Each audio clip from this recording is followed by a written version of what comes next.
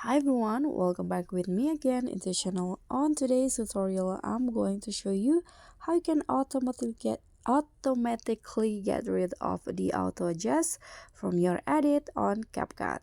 So in here, if you are on the CapCut free, you can see you probably know that you cannot use the auto adjust feature because it's only for the pro user. But if you accidentally click on the auto adjust, let's try to use it. Okay, for example, here I accidentally use the auto adjust. You can see there will be a pro label at the top of my edit, and when I try to export the video, I cannot do that because I need to pay for the CapCut Pro first. So I need to unlock the Pro.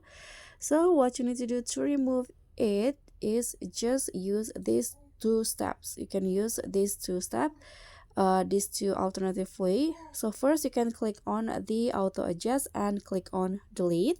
That's the first option.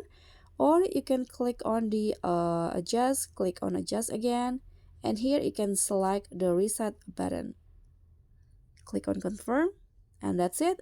The auto adjust will be removed from your videos and the pro label will be gone. So that's all from me. Thank you so much for watching. Don't forget to like, comment, and subscribe. Also click on the thanks button. Bye.